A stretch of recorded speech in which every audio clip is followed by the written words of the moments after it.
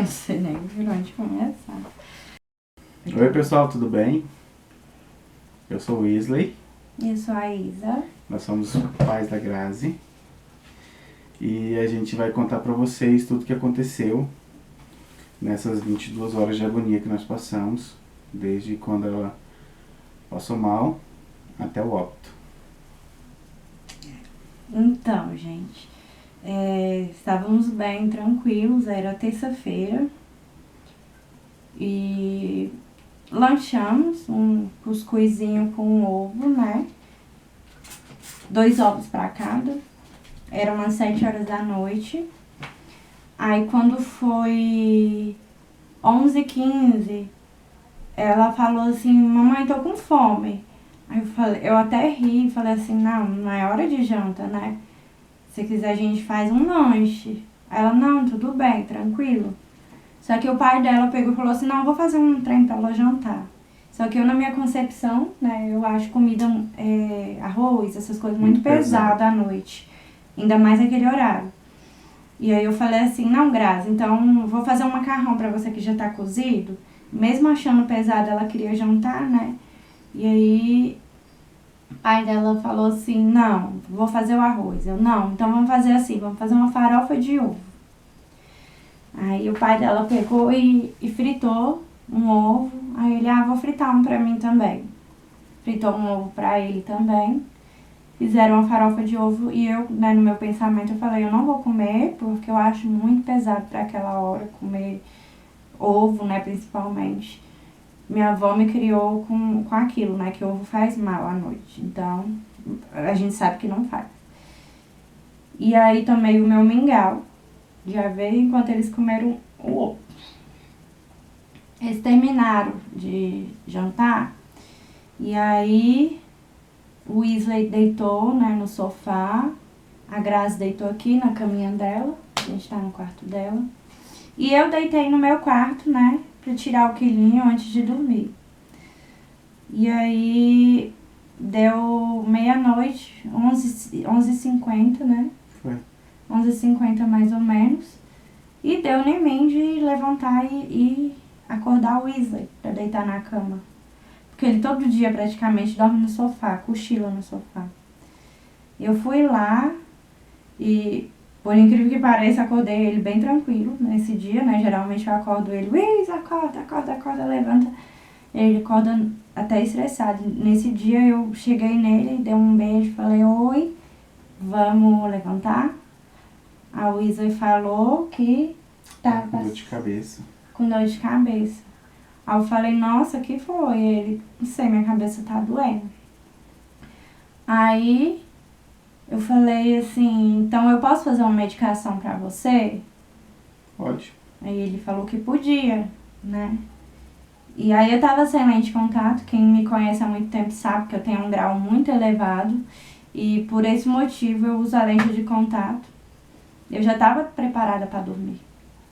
E aí eu peguei e eu sempre chamava a Grazi, né, nesse percorrer de tempo que eu tava deitada.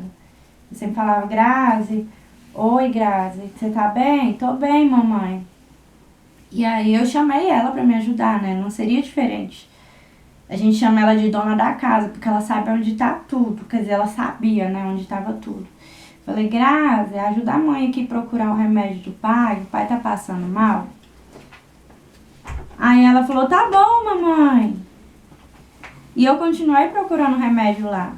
Eu continuei procurando lá na sala, cozinha, mesmo sem lente, eu continuei procurando. Só que aí ela demorou. E aí, quando ela demorou, eu falei assim, Grazi, você tá demorando, filha. Vem. Aí ela, mãe, tô indo. E ela demorou ainda. E eu peguei e resolvi vir atrás dela. Quando eu vim atrás dela, cheguei no meio do corredor da minha casa, o corredor que dá acesso aos quartos, eu peguei ela saindo ali da portinha do quarto e se jogando no corredor. Mamãe, não tô enxergando nada, meus olhos estão escurecendo, eu tô tonta, minha cabeça tá doendo muito. E a Graziele, quem conhece ela de verdade, sabe que pra uma dor, deixar ela assim, né, dessa maneira, teria que ser a dor. Porque ela era uma criança que caía e não chorava. Era uma criança que sentia dor e não reclamava. E aí, naquele momento, eu mesmo sem a lente de contato, eu pude ver que ela tava branca, pálida. E eu com a coluna ruim, segurei ela e ela mesmo assim me segurando e me arrastando junto, uma arrastando a outra. E eu levei ela pra sala pra ficar com o pai dela. O pai dela passando mal, mesmo assim, acabou que naquele momento ele esqueceu tudo que ele tava sentindo. Esqueceu dele e pensou só nela, né? Ela só reclamava, minha cabeça tá doendo, o que eu lembro, né? Não sei o que você Ela pensou. vomitou em mim, vomitou na sala. Eu falava pra ela, Graziele, pode vomitar, vomita tudo, filha. E ela falava, quando ela ia vomitando, o corpo dela ia amolecendo, ela ficando molinha, Desfalecendo. como se estivesse ficando tudo dormente. E ela só falava, pai, minha cabeça tá doendo. Aí eu falei, deita aqui, filha. E a gente pegando o documento do carro, pegando a chave pra poder levar no hospital. Eu mesmo assim ainda tava procurando remédio, porque eu ainda tinha esperança de achar o remédio, a gente não achou o remédio. Foi. Eu queria dar pra ela o remédio, porque Ainda bem que não achamos. ela ia desfalecendo, ela ia vomitando e desfalecendo, o pai dela falava assim, não dorme, Não dorme. não dorme, não dorme. Então ela tava com aquilo na cabeça, não dormir. E dentro do Não carro dormi. ela sempre falava, pai, eu quero dormir. E ela bolinha, voz bem fraquinha, falava, filha, não dorme, que o pai não vai resistir. Não dorme, pelo amor de Deus. E a mãe dela dirigindo pra UPA, a gente chegou na UPA, já foi entrando direto, o médico já colocou ela na maca. E isso ela conversando comigo, ela consciente. E eu tava lá fora. Isa tava lá fora, ela tava bem molinha. E ela, papai, eu falei, filha, a gente tá no hospital, eles vão cuidar de você. Vão colocar um soro pra você tomar com remédio, você vai melhorar. E ela, tá bom, papai. E toda hora, todo momento Com a ela... vozinha baixa, assim. Bem baixinha a voz dela. E a mãe dela quis entrar, então a enfermeira foi me chamar e pediu pra eu sair pra que você entrasse. E daí em diante eu já não vi mais o que aconteceu. Só ouviu, né? E eu fiquei lá fora, na agonia. Quando eu entrei, os enfermeiros não estavam em cima dela, né? Pelo estado dela. Eu acredito que eles ainda pensavam que era um mal-estar. E a gente tinha uma brincadeira de falar assim, da escala de dor, escala do que era bom, que era ruim, né? E ela daquele jeito, eu falei assim, filha, qual que é a sua escala de dor de 1 a 10? E onde que tá doendo? Aí ela veio assim na barriguinha, e onde mais tá doendo, minha filha? Aí ela levantou a mãozinha bem devagarzinho assim, aí eu na cabeça, né, ela... E quanto que tá doendo na cabeça? Aí ela com os dedinhos bem molinhos. 10. 10. E o que eu posso fazer pra te ajudar, minha filha, agora? Aí ela apontava assim, pra luz. Aí eu, olha, não tem nada pra te tampar aqui, então eu posso tampar com o seu próprio cabelo? Ela, pode. Aí eu fui lá, peguei o cabelinho dela, fiz assim. Só que aí a gente via, né, o olhinho dela girando pra um lado, pro outro, pra um lado, pro outro. Eu, minha filha, você tá bem? E ela não respondia. Já tava desfalecendo, né? Até então a gente não sabia o que era. E aí eu lembro que ela tentou vomitar e não conseguiu. As enfermeiras estavam pra trás, não estavam olhando, né? E aí eu peguei, virei ela de lado. Ela vomitou com muita dificuldade, era um vômito muito seco, sabe? Uma coisa assim que, como se tivesse travado nela. E aí eu lembro que eu pedi para as enfermeiras me ajudar a limpar o vômito, ninguém me ajudou, assim, imediatamente. Até para limpar a boquinha dela não tinha nada para limpar, foi bem difícil. E aí depois que ela vomitou, ela ficou de lado. E aí do nada ela fez um giro de 360 graus.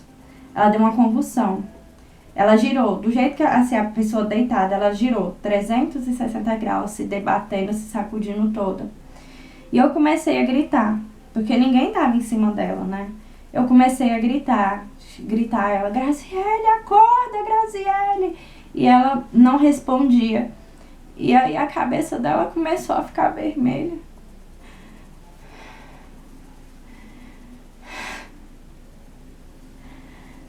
E aí eu comecei a gritar, gente, a cabeça dela tá ficando vermelha. Gente, me ajuda, a cabeça dela tá vermelha. E aí veio todo mundo, me arrancou de lá. E quando eu saí de lá, graças a Deus, eu não vi isso. Ela jogou muito sangue pela boca, pelo nariz e deu uma parada cardíaca. E até então a gente não sabia. E a gente ficou muito agoniado lá fora, demorou muito. Tinha muita gente dentro da sala, muitos médicos, enfermeiros. E eu acho que 1 hora depois, por aí, eles deram a notícia pra gente. Eles falaram, olha, o que ela comeu? E a gente falou, ganhamos uma cesta básica. E nessa cesta, a gente consumiu 2 itens, que foi a farofa e o cuscuz. Aí eles falaram, possivelmente ela foi envenenada. E aí meu mundo caiu. Eu gritava, eu rolava. Da maneira que eu saí só com um vestido, não tinha sutiã, não tinha calcinha, não tinha sandália. Eu gritava. Rolava. E aí eles, quando eu consegui me aliviar, eles falaram, olha, ela precisa de um UTI com urgência. uma UTI com urgência. Com muita urgência. E até então era o envenenamento, né? Hospital de envenenamento, perguntaram se a gente não tinha veneno em casa. A gente não tinha Soda cáustica. Nada, porque a gente tem gato e a gente tem medo dessa questão de envenenamento já desde então. E todos os hospitais de Brasília negaram a UTI para ela, sabendo do cuidado que precisava ter. Os hospitais do Goiás também todos negaram, que a gente não tinha o que fazer. E então entramos com 2 pessoas, 2 advogados da família. Um entrou por Goiânia e o outro entrou aqui no DF. Que é a prima dele, advogada, Isso. E o filho do meu ex-padrasto, que também é advogado. E rapidamente a gente agilizou toda a documentação que precisava, assinou a documentação, mandava e voltava. E isso foi se enrolando de 2 da manhã até às 6, quando finalmente em Goiânia... 6h50, né, mais ou menos, mais em ou Goiânia. menos isso. 6h50 o juiz deu o parecer. A sentença. E obrigou que fosse liberado uma UTI para ela. E tinha UTI livre em Goiânia, só que o hospital daqui não tinha mandado pedido para Goiânia. Mas como a gente entrou com um pedido lá, a gente conseguiu no Hospital da Criança e Adolescente, Hospital do Estado. O ECAD. E na hora de mandar ela, a gente falar que conseguiu e correr atrás do posto de saúde, não tinha ambulância. E o médico fez pedido da ambulância do SAMU, só que a ambulância do SAMU ela demora muito, porque ela tá fazendo socorro pela cidade. E ela não era preparada, né, pra atender a Graziele naquele estado ela tinha que que ter ela um tava. respirador, porque ela estava entubada. Ela tinha um cuidado a mais, tanto que a gente não pôde nem ir na ambulância com ela para Goiânia, porque tinha que ter um médico e enfermeira junto o tempo todo. Lembrando que a primeira parada cardíaca, né, o médico depois nos falou que ela teve duração de 5 minutos, sendo feito 3 procedimentos de 2 minutos, sendo que o terceiro, ele fez em 1 minuto e teve sucesso, ela teve estabilidade para viajar. Só que a busca dessa ambulância demorou muito. E a gente, com o nosso conhecimento, né, pela honra e glória do Senhor, temos muita amizade aqui na cidade. Então, uma amiga nossa, ela nos ajudou, conseguiu pegar a ambulância do Montserrat, que é especial, a única especial que tinha aqui. E mesmo chegando a ambulância lá no 24 horas... E chegando o nome da Grazi. Chegando com o nome dela, foi uma briga muito grande, porque eles queriam dividir a ambulância, mas não tinha suporte, não tinha espaço para dividir, não tinha aparelhagem para dividir. Eram destinos diferentes, por mais que fosse Goiânia as 2 pessoas, uma não conseguia seguir viagem, e essa pessoa ia ter que estabilizar primeiro para depois ir junto com ela. Então foi uma luta muito grande entre os médicos, eles estavam decidindo quem tinha mais chance de sobrevivência, quem ia utilizar a ambulância. E para honra e glória do Senhor, a nossa amiga lutou com unhas e dentes. A gente via ela lá de dentro brigando, fazendo justiça, porque a ambulância era da nossa filha. E assim foi feito. Ela colocou a Grazi dentro da ambulância. Demorou muito, né? Mesmo Demorou. assim, que a ambulância chegou, era Mas que a 9 e ambulância pouquinho. chegou para equipar tudo e sair com ela, demorou mais de 1h30. A ambulância saiu de lá, era 10h30, 10h40. Foi. A gente tava com... O nosso carro teve uma batida recente, então não conseguiríamos, né, ir no nosso carro, nem do meu sogro. O único que a gente ia conseguir aguentar uma viagem naquele momento era o da minha mãe, né?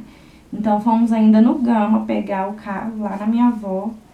E nisso ficamos com uma diferença de 60 km da ambulância para o nosso carro. Meu irmão foi dirigindo, então ele foi muito rápido. Conseguimos alcançar a distância de 20 km entre a ambulância. Só que para ela subir lá no hospital, ela precisava de um responsável por ela. E o meu ex-padrasto, ele estava lá esperando por ela, ele recebeu ela. Porque se ele não recebesse ela, né? Ela ia ter que esperar no corredor até a gente chegar. Até a gente chegar. E ela já não podia mais esperar. Até porque ela precisava da aparelhagem para respirar. E aí, meu padrasto recebeu ela, subiu, chegamos. E quando chegamos, foi um tratamento assim que eu nunca esperei numa rede pública. O hospital, ele é muito bem estruturado, os funcionários são muito bem capacitados, perdão. Inicialmente não poderia entrar todo mundo, né? Eu e o pai, pelo menos. E como o vozinho dela já estava como responsável, ele ficou até que eu pudesse entrar. Quando eu entrei, eles falaram que eu ia passar primeiro pelo psicólogo, né? O psicólogo, ele nos coloca dentro de uma sala, fazem perguntas, o que aconteceu, toda a triagem, o meu estado. E aí dali eles começam a nos preparar pro melhor ou pro pior. Mas inicialmente eles me prepararam para quê? Mãezinha, sua filha tá entubada, o estado dela é muito grave, a gente não sabe o que ela tem. Porém, eu vou te ensinar a conversar com ela para que ela não fique nervosa. E assim foi feito. Eu cheguei até ela tava numa UTI totalmente fechada. Para entrar, tinha que higienizar bem a mão, vestir um jaleco, né, que chamam de capote. Quem é da medicina, da área de saúde, conhece o capote. A gente vestiu capote, luvas, touca, tudo muito bem esterilizado. E quando eu vi ela, eu lembro que eu vi ela assim muito bem assistida. Só que ela tava muito geladinha, muito pálida. E aí gente, a minha filha tá sentindo muito frio, ela é muito friorenta. Não, vamos esquentar ela. Eu botei 2 cobertas nela. E aí o narizinho dela tinha uma sonda que saia um líquido assim estranho, tipo, parecia um café, uma coisa assim, né? Uma água assim, e eles falaram, olha, a barriguinha dela não tem nada pelo líquido que sai, só que era um líquido estranho. Aí eu conversava com ela, eu falava, Grazi, que nem as psicólogas, Grazi, a gente tá no hospital, você tá bem, eu sei que você tá ouvindo a gente, que você não tá conseguindo responder. E eu explicava pra ela não ficar nervosa, que a gente ia fazer exames e a gente ia descobrir. Até então, né, saí do país agora, íamos pra Portugal. E eu falei pra ela, minha filha, preciso que você seja forte, que você aguente isso aí, que você saia dessa, que você reaja. Porque assim que você acordar e melhorar, a gente já vai embora. A gente não vai esperar mais. E aí foi que ela teve a primeira reação dela. Ela lacrimejou assim no olhinho. Foi nesse. Cara, ela tá me ouvindo. Então ali eu comecei a ter mais cuidado com o que eu ia falar. As pessoas me procuravam, né? Tava todo mundo sem entender, assim como agora. Ninguém tá entendendo ainda. E aí eu falei, minha filha, as gatinhas estão loucas pra te ver, eu preciso que você reaja. Ela de novo reagiu. Minha filha, o papai quer falar com você. A gente não sabia até então, né?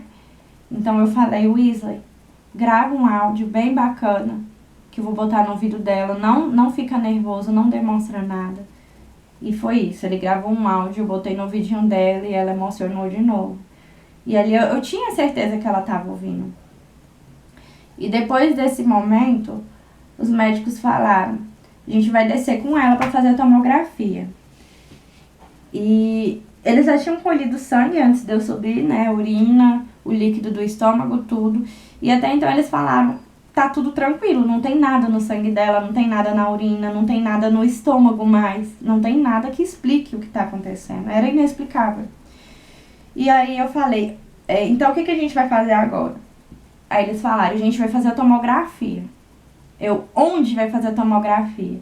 Aí eles falaram, com o histórico que você tem em mãos, né, o que você nos passou, vamos fazer aqui nessa parte, nessa região aqui do abdômen e aqui no peitinho, no tórax. E eu falei assim, olha, eu quero que faça na cabeça. Aí eles, não, mas não tem necessidade de fazer na cabeça, se for um alimento, né, não tem necessidade. Eu falei assim, vocês veem o tanto que coração de mãe sente. Eu falei, não, eu quero na cabeça, porque a cabeça dela ficou vermelha. Eu quero na cabeça. Ela sentiu muita dor de cabeça. Muita dor de cabeça. Ela reclamou muito da dor de cabeça. E jorrou sangue pelo nariz, pela boca. Aí eles, mãezinha, você tem que entender que o sangue pode ter jorrado por algo que machucou no meio do caminho do vômito, né? A força que fez, estourou um vaso do nariz. Eu, não. Eu quero que faça na cabeça. Aí eles, então tá bom, né? Se você quer, a gente faz. E aí eu liguei pro meu marido e falei, olha, estão fazendo a ressonância. Fizeram, subiram com ela. Eu fiquei ali mais uns minutinhos e eu vi os médicos se aglomerando. E eu, gente, o que tá acontecendo? Aí eu falava assim, cadê o resultado do exame? Sai na hora. Aí a moça falou, não, mas isso demora dias pra sair. Eu, não é possível, tem que sair na hora. Aí veio a médica dela e falou, olha, a gente tá arrumando a salinha pra conversar com você. Aí eu, cara, de novo aquela sala. Não. Aí eu liguei pro Weasley e falei, Weasley, é o seguinte, pra quem sabe, né, eu tenho muito problema de saúde e eu não tava aguentando mais ficar sentada. Falei, Weasley, eu tô sentindo muita dor. Eu preciso que você suba e fique com ela enquanto eu descanso um pouquinho. E aí, expliquei como é que ele deveria tratar ela, como é que ele ia conversar com ela, não deixar que ela saiba de nada, né? Ela não podia saber de nada que estava acontecendo. Só que nesse meio tempo, eles falaram assim, chamamos todo mundo para a salinha. Aí eu, meu Deus, a família inteira. Tava eu, meu marido, eu, Isa e meu irmão. Uhum. Então tá bom. Fui pra salinha, só que eu comecei a passar muito mal, saí. Me deu uma dor de barriga muito grande. Eu saí. E quando eu voltei, meu irmão e o Isa já estavam lá, né, o Isa? E, pra minha surpresa, uma psicóloga pra cada pessoa, né? Foi. E aí a gente sentou, e esse médico que demorava a chegar. E aí, como é que eu... Nossa, eu tô perdida, como é que é o nome? As psicólogas chegaram com um copo d'água. Quem que oferece água, assim? De graça, na mão. Ali, você também teve esse sentimento na hora que elas entregaram água? Aí eu falei, vocês estão dando água? O que aconteceu com a minha filha? Aí elas, a gente não sabe também, mas você sabia. No fundo sabia, né? Sabia. No fundo sabia. Elas não podiam falar pra gente não ficar mais nervoso que a gente já tava no momento. E aí elas falavam assim, o que passa na cabeça de vocês? Aí eu, cara, eu não sei. Eu só sei que eu tô muito preocupada. E perguntou pro Weasley, o que passa na sua cabeça agora? Passam 1001 coisas na minha cabeça. Mas eu quero que ela saia bem daqui.